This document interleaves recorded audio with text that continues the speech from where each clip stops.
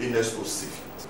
C'est un projet qui vise à améliorer la formation continue des enseignants à travers les TIC, c'est-à-dire l'informatique via Internet.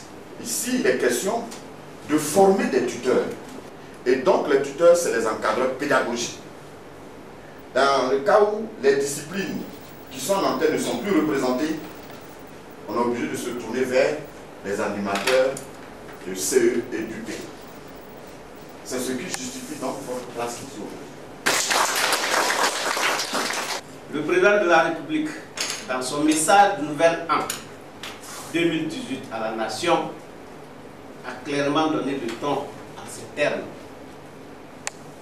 Et je le cite, « J'ai demandé au gouvernement d'accorder une attention toute particulière à l'économie numérique. J'invite notre jeunesse à s'intéresser à cette technologie qui lui offre les moyens de se former. Tout court le système éducatif.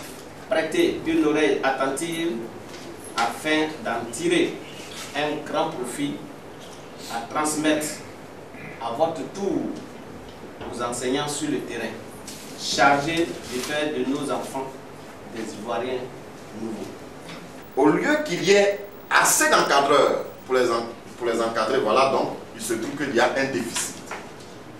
Les encadreurs pédagogiques demeurent le pilier de la formation continue. Or, aujourd'hui, ils sont en nombre très insuffisant. Le tableau suivant montre l'état actuel des besoins en encadreurs pédagogiques.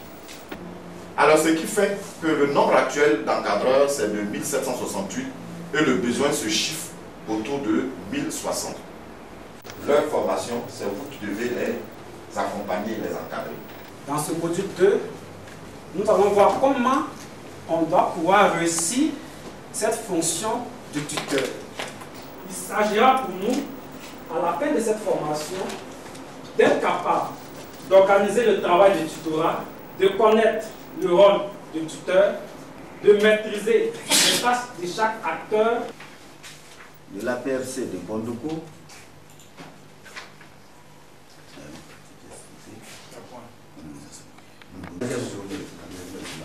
le mercredi 10 janvier 2018 à 8h42 dans la salle UNESCO CEFIT se sont poursuivis les travaux relatifs.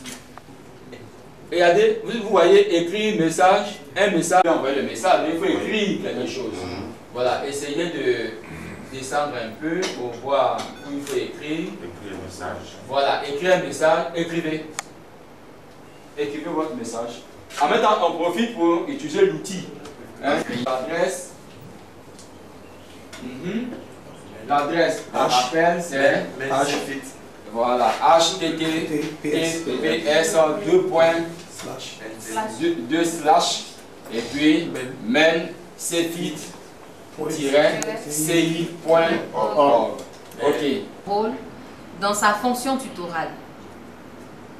Les travaux pratiques. Travaux pratiques 1. La prise en main du matériel TIC de la salle multimédia du projet UNESCO CEFIT.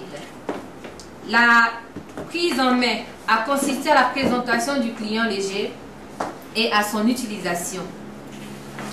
Les travaux pratiques 2 ont porté sur la présentation de la plateforme de formation virtuelle Moodle. Les formateurs ont permis aux auditeurs d'avoir accès à la plateforme en leur donnant les orientations nécessaires, malgré les difficultés d'accès liées à l'Internet. Ils ont répondu à de réels besoins. 100% oui. Bilan 2, 100%. Point 3. L'apport des travaux. L'atelier a résolu des problèmes précis. 93,33% oui. 6,67% autres. L'atelier a répondu à vos attentes. 100% oui. Bilan 3. 96,67% oui et 3,33% autres. Point. On va passer. On va privilégier aussi le cas des ordinateurs portables. J'ai vu que dans les recommandations, vous avez demandé tout ça, nous allons transmettre et on va attendre. Un peu comme ceux de Mobile Learning, on leur a doté des tablettes. Donc pourquoi pas vous? C'est pour cela quand je lisais le rapport, ce n'était pas encore fait, mais quand j'ai lu, j'ai trouvé que les éléments étaient très bons. Et c'est pour cela que j'ai demandé à ce qu'on lise cela. En tout cas, sachez que nous sommes ensemble, surtout les collègues qui viennent du lycée. Vous êtes en train de nous travailler. En ce qui me concerne, j'ai pu constater, après les résultats de l'évaluation des travaux de l'atelier, les différents rapports et les activités qui ont été menées, j'ai pu constater que les activités ont été menées dans de très bonnes conditions. Sauf que Billet a parlé de 40% de satisfaction. Vous faites